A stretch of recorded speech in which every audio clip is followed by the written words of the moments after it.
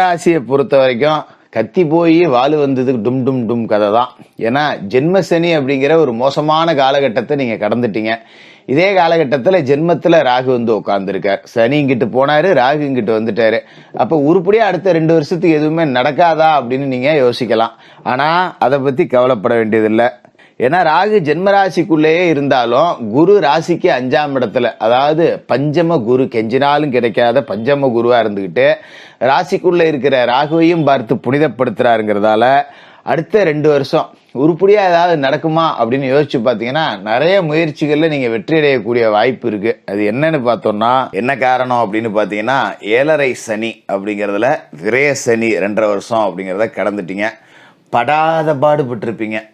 பயங்கர கடன் உருவாயிருக்கும். அப்படியே பெரிய சொத்துக்காரனா இருந்திருந்தா கூட சொத்து பத்தை வித்து செலவு பண்ற நிலைமையா இருந்திருக்கும். வாழ்க்கையில மிச்சோன்னு ஒண்ணுமே இல்லை, என் தாத்தன் முப்பாட்டன் சம்பாரிச்சு வச்சுட்டு போயிருந்தான், நான் காலி பண்ணி விட்டேன் ஒழுங்கா பொழைக்காம அப்படிங்கிற நிலைமை இருக்கும். அப்படியே சொத்து பத்தே இருந்தாலும் கூட சிலரால் அனுபவிக்க முடியாது. அம்மா கடன் வந்துருச்சு, எதையாவது வித்து விட்டு கடனை அடைச்சிட்டு நிம்மதியா இருக்கலான்னு கூட பார்த்தா அது கூட முடியல அப்படிங்கிற நிலைமைய விரய சனி கொடுத்துருப்பாரு. அடுத்து ஜென்ம சனி அப்படிங்கிறது 2.5 வருஷம் இப்போ முடிய போகுது உங்களுக்கு. இந்த ஜென்ம சனி என்ன பண்ணிருச்சுன்னா, விரய சனி எவ்வளவோ தேவலாம். நான் கூட விரய சனி காலகட்டம் தான் கொடுமையாக இருக்கும்னு நினச்சேன். ஜென்ம சனி அதுக்கு மேலே இருக்கு. ஆளை போட்டு வாட்டி வதைச்சிருச்சு. உடம்புல ஒன்றுமே இல்லை, சத்தே இல்லை, நடக்கவே தெம்பு இல்லை, மனசில் சுத்தமாக தெம்பு இல்லை. நான் எப்போவுமே கொஞ்சம் தைரியசாலி, ஆனால் எனக்கே வந்து இதுக்கு மேலே என்னடா பண்ணுறது வாழ்க்கையில் அப்படின்னு ஏதோ ஒரு விளிம்பில் போய் நிற்கிறேன். சில நேரத்தில் தற்கொலை பண்ணிக்கலாமான்னு கூட முடிவு வந்துருச்சு. ஆனால் அதுக்கும் வழி இல்லாமல் போச்சு. பிள்ளை இருக்கு, பொண்டாட்டி இருக்கே, விட்டுட்டு போனால் தடுமாறி போகுமே அப்படின்னு சொல்லிட்டு வாழ்ந்துக்கிட்டு இருக்கேங்கிற மாதிரி ஒரு மோசமான வாழ்க்கை. எனக்கு இதை சொல்கிறதுக்கே ரொம்ப சங்கடமாக இருக்குது. அப்படி தான் இருந்திருக்கும். இப்போ சனிப்பெயர்ச்சி 2025 மார்ச் 29ஆம் தேதி நடக்க போகுது. சனி பகவான் உங்களோட ராசிக்கு தனஸ்தானத்துக்கு போகிறார், 2வது வீட்டுக்கு. அதாவது தனசனி, குடும்ப சனி, வாக்கு சனி, இதுதான் பாத சனி அப்படின்னு சொல்லுவோம். தனவாக்கு குடும்பஸ்தானத்துக்கு போகிறார். சனி காலுக்கு இறங்குறார் அப்படிம்பாங்க. அப்போ காலில் சனி இறங்குறாருன்னா நம்ம காலை கவனமாக பார்த்துக்கணும். காலை பயன்படுத்தி ஏதாவது வேலை செஞ்சால் விளங்காது. அதாவது இதை எதை சொல்லுது அப்படின்னா, பயணங்கள் அப்படிங்கிறது. பயணங்களால் பலன் இருக்கா அப்படின்னு கேட்டால் இல்லை அப்படின்னு சொல்லுது. சரி, இதில் நல்லதே இல்லையா ஜோசியர்னா? ஏகப்பட்ட நல்லது இருக்குது. என்ன காரணம்னா, இந்த வடை சட்டிக்கு பயந்து பாலுங்கணத்தில் விழுந்த கதைன்னு சொல்லுவாங்க தெரியுங்களா? ஏதோ ஒரு சின்னோடு குளியை தாண்டுறேன்னு சொல்லி பெரிய காலுங்கணத்தில் விழுந்த கதை தான். ஜென்ம சனிங்கிறத விட மோசமாக பாத சனி உங்களை அடிச்சிருக்கும். ஆனால் நூலிலையில் தப்பிச்சுக்கிட்டீங்க. எப்படி தப்பிச்சிங்க அப்படின்னா, இந்த பாத சனி வருது பார்த்தீங்களா? இந்த பாத சனி வர்ற காலகட்டத்தில் மார்ச் 29, அடுத்து பார்த்தீங்கன்னா ஏப்ரல் 18 ராகு உங்கள் சொந்த ராசிக்கு வர்றாரு. விஷ பாம்பு போச்சு அப்படிங்கிற மாதிரி ஒரு மோசமான இடத்துக்கு வந்தார். ஆனால் தப்பிச்சுக்கிட்டீங்க. எப்படி அப்படின்னா, ராசிக்குள்ள ராகு, கலத்திரத்தில் கேதுங்கிறப்ப சர்ப்பதோஷத்தோட பிடிக்குள்ளே வரீங்க. பாம்போட கட்டுப்பாட்டுக்குள்ளே நீங்கள் வந்துடுறீங்க. நல்ல வேலையா அதுக்கு 4 நாளைக்கு முன்னாடியே, ராகு கேது பயிற்சி ஆகிறதுக்கு 4 நாளைக்கு முன்னாடியே குரு உங்களோட ராசிக்கு 4வது வீட்டிலேருந்து பயிற்சி ஆகி 5வது வீட்டுக்கு போயிடுறார். 5வது வீட்டுக்கு போன குரு அங்கே இருந்து தன்னோட 9ஆம் பார்வையாக உங்களை சொந்த ராசியை பார்த்துடுறாரு. தப்பிச்சிட்டிங்க. ராசிக்குள்ளே வருதுல விஷப்பாம்பு ராகு, அதை குரு பார்த்துடுறாரு. எப்பா ஒழுங்கா இருந்துக்க அப்படின்னு சொல்லி ராகுவை குரு அடக்கி போடுறாரு. இல்லைன்னா குடும்ப சனி, கலத்திரத்தில் கேது, ஜென்மத்தில் ராகு. நேற்று கல்யாணம் ஆனவனு கூட இன்றைக்கி டைவர்ஸ் வாங்கி கொடுத்துரும். அந்த மாதிரி ஒரு மோசமான அமைப்பு அப்படிங்கிறது இது. இந்த குடும்பத்தில் சனி, ராசிக்குள்ள ராகு, மனைவியை குறிக்கக்கூடிய 7வது இடத்துல கேது.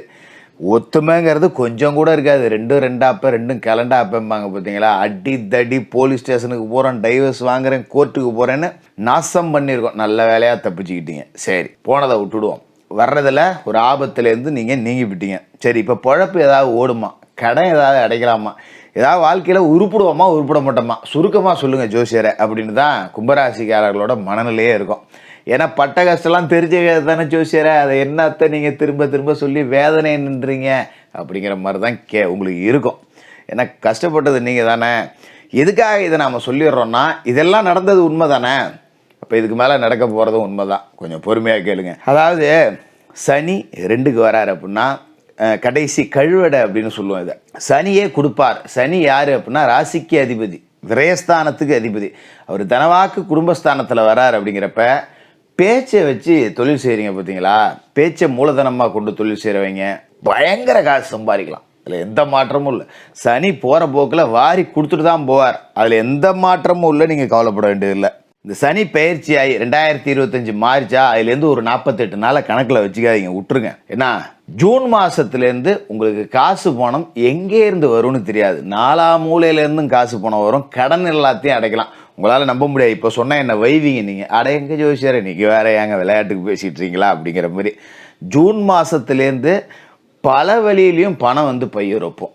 அதில் எந்த விதமான மாற்றமும் கிடையாது. நான் எழுதி கூட தரேன், ஞாபகம் வச்சிங்க. நீங்கள் ஜூன் மாதத்தில் இதே வீடியோவில் வந்து கூட கமெண்ட் போடுங்க, ஜோசியரே நீங்கள் சொன்ன மாதிரி நடந்து போச்சு, நடக்கலைன்னாலும் சரி சவாலாக சொல்கிறேன். நீங்கள் வந்து என்னோட இந்த கமெண்ட்லேயே நீங்கள் வந்து கேள்வி கேட்கலாம். என்ன நான் சொல்கிறேன் நடக்கும். ஜூன் மாதத்துக்கு மேலே பணம் பல வழியில் வந்து பைய நிரப்பும். அதில் எந்த மாற்றமும் இல்லை. அதுமாரி உடலில் இருக்கக்கூடிய பிணி அப்படிங்கிறது கொஞ்சம் கொஞ்சமாக நீங்கும். உங்களுக்கே பார்த்தீங்கன்னா உடம்பு மேலே ஒரு அக்கறை வந்துடும். இத்தனை நாளாகவும் நமக்கு உடம்புல தெம்பு இல்லைன்னு தெரியும். ஆனாலும் மல்லு கட்டிக்கிட்டு சில வேலையை நம்ம விடவே மாட்டோம். ஒரு ஆஸ்பத்திரி வந்தோம்னா டாக்டரு, எப்பா தண்ணி இன்னி உடிகிற பழக்கம் இருந்தால் விட்டுருப்பா, உடம்புக்கு ஒன்றும் செட் ஆகலை, கல்லீரலில் கொஞ்சம் பிரச்சனை இருக்குப்பா, அது இந்த பிரச்சனை இருக்கும் கண்டிப்பாக, சாப்பிட்ட உடனே பாத்ரூமில் போய் உக்காந்துக்கிறது. அப்போ தான் அவங்களுக்கு ஒரு இதாக இருக்கும். வீட்லேயே திட்டுவாங்க, என்ன ஏங்கிட்டு வர, உடனே பாத்ரூமுக்கு போகிற, திங்கிற பாத்ரூம் போகிற அப்படின்னு. இந்த பிரச்சனை இருக்கும். ஏன்னா அடிவயிறில் ஏதாவது ஒரு பிரச்சனையை நிச்சயமாக சனி கொடுத்துருப்பாரு. இதாலேயே பார்த்தீங்கன்னா சில பேருக்கு வயிறு உப்புசம், மூச்சு பிடிப்பு வந்திருக்கும், வாயு தொந்தரவு அப்படிங்கிற மாதிரி இருக்கும். இங்கே பார்த்தீங்கன்னா இடது கை தோள்பட்டையிலேருந்து அப்படியே வலிக்கும். வலது கையில் வந்து பார்த்தீங்கன்னா அப்பப்போ கொஞ்சம் இழுக்கிறாப்புல இருக்கும்.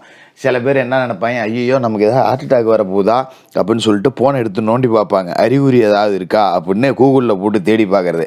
அதில் தேடி பார்த்தோன்னா அதில் இருக்கிற எல்லாம் நமக்கும் இருக்கும். ஐயோ இது என்னடா வம்பா போச்சு அப்படின்னு சொல்லிட்டு ராத்திரியில் படுத்துக்கிட்டு தூங்காமல் என்ன பண்ணலாம் ஏது பண்ணலாம், இன்னும் சம்பாரித்து வைக்கலையே, சேர்த்து வைக்கலையே, ஊடு கட்டலையே, இதெல்லாம் யோசிச்சுட்டு படுத்து கிடக்கிறது.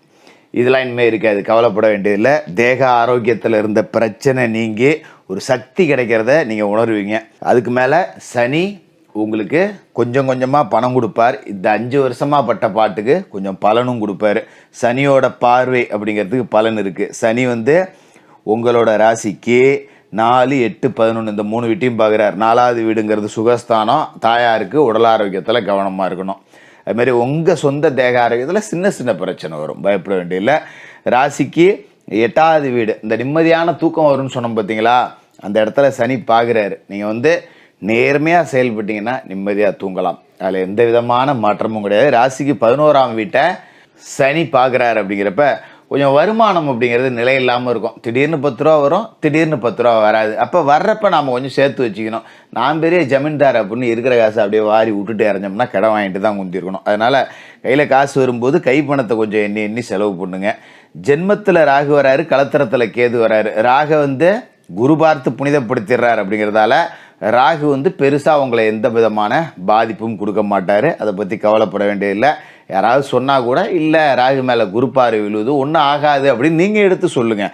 அதே மாதிரி உங்களோட ராசிக்கு 5வது வீட்டுக்கு குரு வந்துடுவார். கெஞ்சினாலும் கிடைக்காத பஞ்சம குரு அப்படின்னு சொல்லுவோம். ராசிக்கு 9, 11 உங்களோட சொந்த ராசி, 3 இடத்தையும் குரு பார்த்துருவார். இதில் 11வது வீட்டில் உங்களோட ராசிக்கு 11வது வீடு தனுசு ராசியில் குருவோட பார்வையும் விழுவும், சனியோட பார்வையும் விழுவும். அப்போ காசு பணம் அப்படிங்கிறது கொஞ்சம் சனியால் வராட்டியும் குருவால் வரும். அந்த ஏற்ற இறக்கம், இந்த மாதம் 10 ரூபா, அடுத்த மாதம் 5 ரூபா, இந்த மாதம் 10 ரூபா அப்படிங்கிற மாதிரியே இருக்கும். அதனால் நீங்கள் பாத சனி, இந்த ஜென்மத்தில் வர்ற ராகு, இதை பற்றியெல்லாம் கவலைப்படவே வேண்டியதில்லை. ராகுவை குரு பார்க்கல அப்படின்னா பிரச்சனை கொஞ்சம் பெருசு தான். நல்ல வேலையாக தலைக்கு வந்தது தலைப்பாயோடு போயிடுச்சு அப்படின்னு சொல்லிட்டு இந்த குரு வந்து ராகுவை தடுத்துடுறார். நீங்கள் கவலைப்பட தேவையில்லை. யார் என்ன சொன்னாலும் சரி, 7.5 சனியோட கடைசி 2.5 வருஷத்தில் சின்ன சின்ன கஷ்டங்கள் வந்தாலும் வரும். ஆனால் பெரிய அளவில் உங்களோட லட்சியத்தை எல்லாத்தையுமே அடைஞ்சிடலாம். சொந்த வீடு கட்டிடலாம், கார் வாங்கலாம், மண் வாங்கலாம், மனம் வாங்கலாம். எல்லாமே கொடுக்கக்கூடிய ஒரு சனி பயிற்சியாக இருக்கும்.